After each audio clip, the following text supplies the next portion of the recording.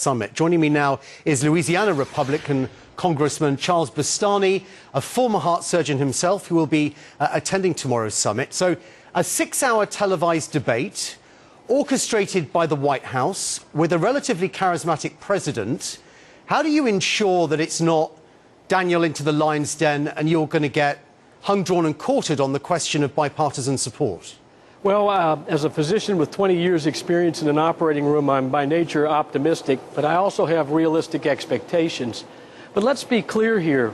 The American public has spoken very loudly through town hall meetings, telephone calls, emails, and so forth, that what they want to do is scrap the current bill and move forward with a step-by-step approach that's really going to lower cost for small business owners and for families. And that's really the bottom line. Congressman, you have a big difference, obviously, in terms of the White House wanting more government involvement. But it strikes me that Republicans really haven't made the case that the reason we have problems in our health care system today is because the government's so involved. 46 cents out of every dollar of health care is directly provided by government, and the supposedly private part of our health care system is so distorted by tax exclusions and other government regulations, I wouldn't be surprised if our system is more government-run than the French system. Dan, I think that's very true. We're seeing more and more government intrusion into medicine. As a doctor, I saw it firsthand and had to deal with it.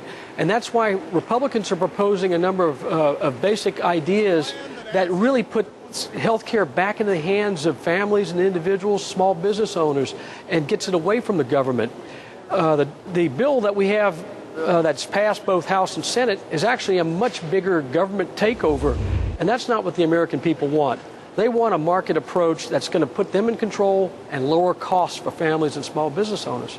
Yeah, but you know as well as I do that setting that up as a precondition that they abandon what's already got through the Senate is a non-starter for them and is also a huge elephant trap for them.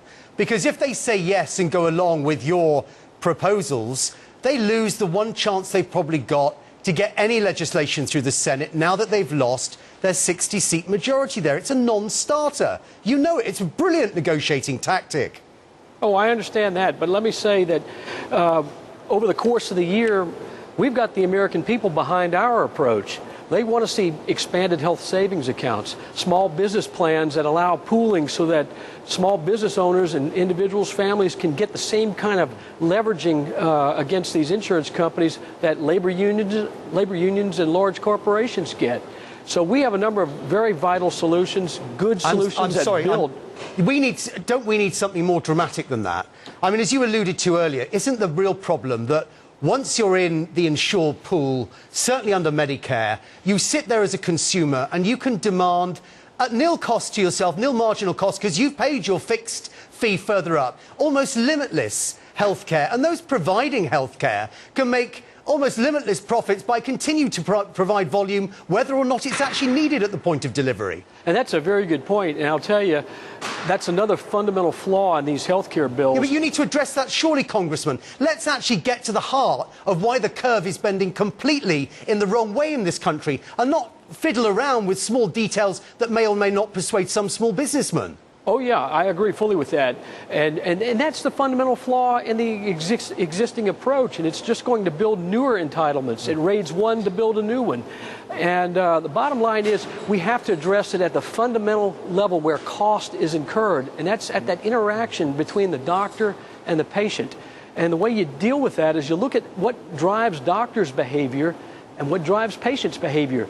Those are the things that drive cost. And we have not done that with these bills. You mean tort reform? Well, tort reform's a big one. What about rationing, which is what we are ultimately all facing everywhere around the world? Everybody's got the same problem. We have to somehow ration health care. Well, I think individuals and families are better in a position to choose what's best for them. You don't want government rationing health care. Yeah, no, I agree. Once government gets involved, rationing is inevitable. But, Congressman, let me ask you sort of a final question. We're running out of time. Okay. I know you pay a lot of attention to tax issues. It seems like we're not getting nearly enough attention on the big tax increases in this new plan the White House has unveiled, including huge taxes on saving and investment. Oh, there are massive taxes riddled throughout the current bills. The total tax burden is somewhere around $500 billion. And these are job killers. It's truly a mess. It's going to stifle innovation, kill jobs, and really doesn't solve the problem. That's why this whole healthcare approach is really a charade, and what we need to do is get back to the basics on what really is going to bring down those healthcare costs. Charles Boustany, I hope that we get to talk to you again, Congressman. Thank you very much for your time. We will